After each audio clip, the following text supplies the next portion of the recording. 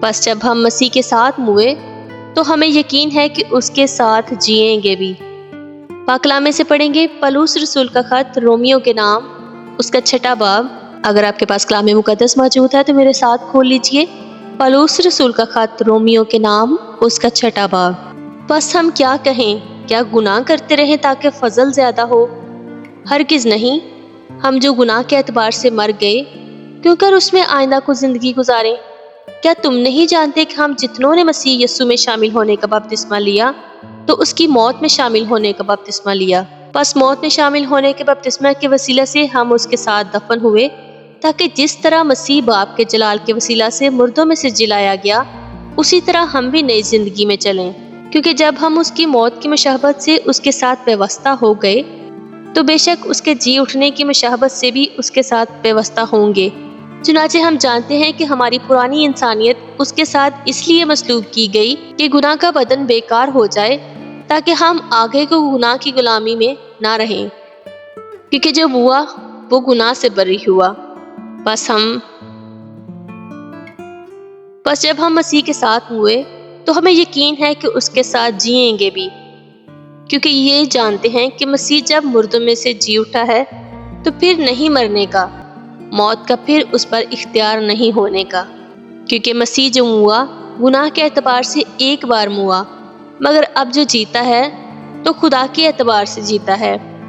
اسی طرح تم بھی اپنے آپ کو گناہ کے اعتبار سے مردہ مگر خدا کے اعتبار سے مسیح یسوع میں زندہ سمجھو۔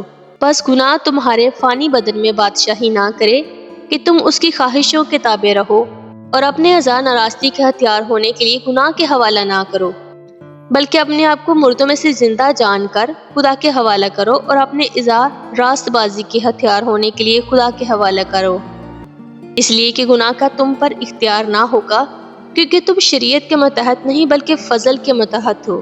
بس کیا ہوا؟ کیا ہم اس لیے گناہ کریں کہ شریعت کے ماتحت نہیں بلکہ فضل کے ماتحت ہیں؟ ہرگز نہیں۔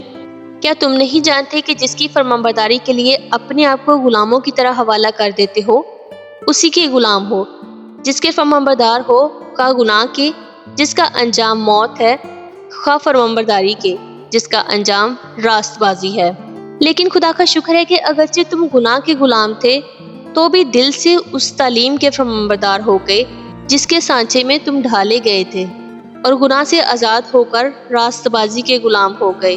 میں تمہاری انسانی کمزوری کے سبب سے انسانی طور پر کہتا ہوں، جس طرح تم نے اپنے اعضاء بدکاری کرنے کے لیے ناپاکی اور بدکاری کی غلامی کے حوالہ کیے تھے، اسی طرح اب اپنے اعضاء پاک ہونے کے لیے راست بازی کی غلامی کے حوالہ کر دو، کیونکہ جب تم گناہ کے غلام تھے تو راست بازی کے اعتبار سے آزاد تھے۔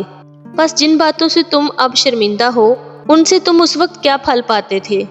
کیونکہ ان کا انجام تو موت ہے، مگر اب گناہ سے آزاد اور خدا کے غلام ہو کر تم کو اپنا پھل ملا جس سے پاکیزگی حاصل ہوتی ہے، اور اس کا انجام ہمیشہ کی زندگی ہے۔ کیونکہ گناہ کی مزدوری موت ہے، مگر خدا کی بخشش ہمارے خدا یسوع مسیح میں ہمیشہ کی زندگی ہے۔ پاک کلام کا پڑھا اور سنا جانا ہم سب کے لیے باعث برکت ہو۔